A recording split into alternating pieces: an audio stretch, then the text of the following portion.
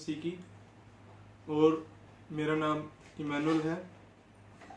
मैं करनाल ज़िले का इंद्री खंड का रहने वाला हूँ और मैं अपने माता पिता के साथ खंड इंद्री में सेवकाई करता हूँ और हम करीब 12 गांव और 3 शहरों में सेवकाई करते हैं। और हमारी कलीसिया में बहुत से नौजवान हैं और कभी कभी मैं उनको उत्साहित करता हूँ, लेकिन मेरे साथ और हम सब मिलकर, नौजवान मिलकर प्रभु के काम को करते हैं और नौजवानों में मैं सेवकाई करता हूँ। और इन दिनों जैसे कि महामारी के दिन हैं, इन दिनों ज़्यादातर हम बाहर नहीं निकल सकते, तो इसलिए मैं अपनी जहाँ मैं रहता हूँ वहाँ के आसपास जितने भी बच्चे हैं, गरीब बच्चे हैं, उनको स्टडी भी और अपनी शिक्षा जो मैंने ग्रहण की है उनके द्वारा भी उनकी सहायता करता हूँ। और इन दिनों मैं बैचलर ऑफ कॉमर्स पढ़ाई कर रहा हूँ और अभी मैं दूसरे साल में प्रवेश कर गया हूँ और मैं अपने माता पिता के साथ सेवकाई करता हूँ। और प्रभु ने मुझे फजल बख्शा कि आज मैं प्रभु के नाम को इस समय धन्य कह सकूं। और मैं करीब 2 सालों से इंटर कॉलेजिएट प्रेयर फेलोशिप के साथ जुड़ा हुआ हूं, जिसमें मुझे बहुत कुछ सिखाया गया, बहुत कुछ मुझे सीखने का अवसर मिला। और हमारी कलीसिया के जो नौजवान हैं वो भी वहां पर जाकर शिक्षा को ग्रहण करते हैं और प्रभु के कार्य में लाते हैं। और हम सब का यही कार्य है कि हम प्रभु के नाम को धन्य कहें और उसके वचन को फैलाएं, ताकि हर एक के कानों तक प्रभु का वचन पहुंचे और प्रभु के पास सब आ सकें और प्रभु के राज्य में प्रवेश कर सकें। तो आज इस समय मैं आपको, जितने भी नौजवान इस वीडियो को, चलचित्र को देखेंगे, मैं चाहता हूं कि वो सभी इन वचनों से जो आज प्रभु ने मुझे दिया है आशीष पाएं और बहुत से बढ़कर आशीष पाएं, ताकि मैं भी सीख कर और वो लोग भी जो इसको देखेंगे सीख कर प्रभु के नाम को धन्य कहें और जगह जगह पर पहुंचाएं।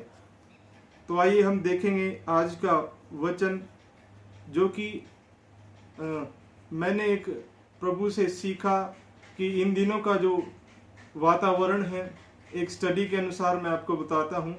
करीब 1 साल पहले अमेरिका में एक रिसर्च की गई कि इन दिनों के बच्चों को आखिर क्या हुआ है।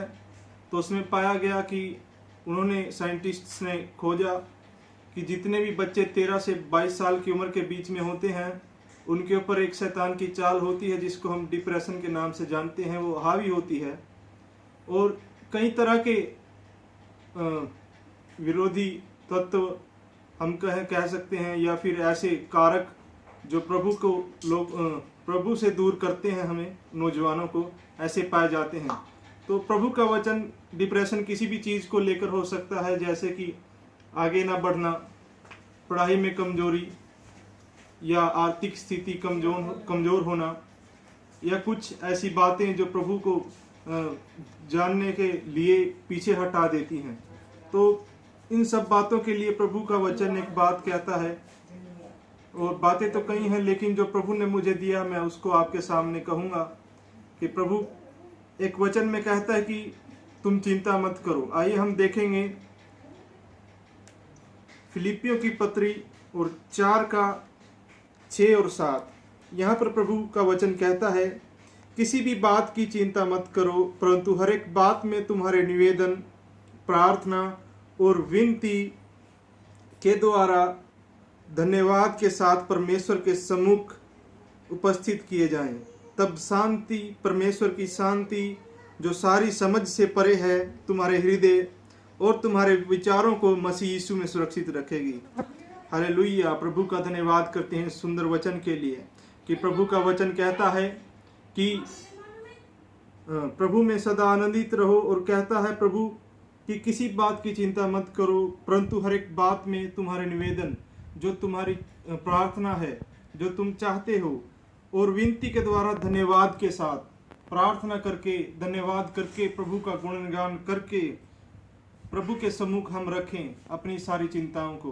तो क्या होगा? परमेश्वर की शांति और कोई भी संसार की बात हमें शांति नहीं दे सकती, लेकिन प्रभु हमारा खुदा जो जिंदा है वो हमें ऐसी शांति देता है जो कोई दे नहीं सकता। और तब परमेश्वर की शांति जो सारी समझ से परे है, उसको कोई समझ ही नहीं सकता। वो अलग ही बात होती है जो शांति, जो प्रेम प्रभु हमें करता है। तुम्हारे हृदय और तुम्हारे विचारों को मसीह यीशु में सुरक्षित रखेगी। आमीन। आइए हम दूसरा वचन देखेंगे जो नौजवानों के बारे में बहुत जरूरी है अपने चाल चलन के लिए और संसार में जीने के लिए, प्रभु का गवाह बनने के लिए। और प्रभु का वचन एक बात कहता है कि पहले सेवकाई अपने घर से शुरू होती है, अपने माता पिता के साथ से शुरू होती है, फिर जहाँ पर रहता है उस गांव से शुरू होती है, फिर बाहर शुरू होती है जहाँ हमें काम करना होता है। और सबसे पहले वफादारी अपने घर में, फिर वफादारी अपने परमेश्वर के साथ। और प्रभु का वचन क्या कहता है आइए हम देखेंगे। पहला तीमुथियुस 4:12। देखिए प्रभु का वचन यहाँ क्या कहता है। कोई तेरी जवानी को तुच्छ ना समझने पाए, पर वचन और चाल चलन और प्रेम और विश्वास और पवित्रता में विश्वासियों के लिए आदर्श बन जा। हालेलुया। और प्रभु का वचन यहाँ कहता है कि इस वचन में, पवित्र शास्त्र में हर एक बात दी गई है कि हमें कैसे चलना है, कैसे उठना बैठना है, कैसे खाना है। तो उसके अनुसार हमें चलना है और कोई भी हमारी जवानी को तुच्छ ना जानने पाए। कोई हमें ये ना कहे कि ये जवान हो गया और काम कैसे करता है इसको समझ नहीं। और कोई हमें ये ना कहने पाए कि यीशु मसीह को मानता है लेकिन कोई बात है ही नहीं।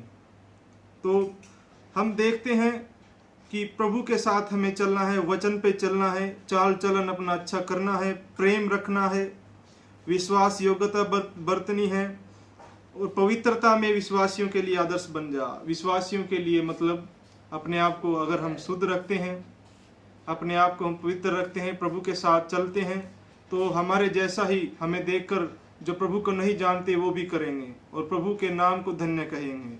आमीन। आप सबको जय मसीह की।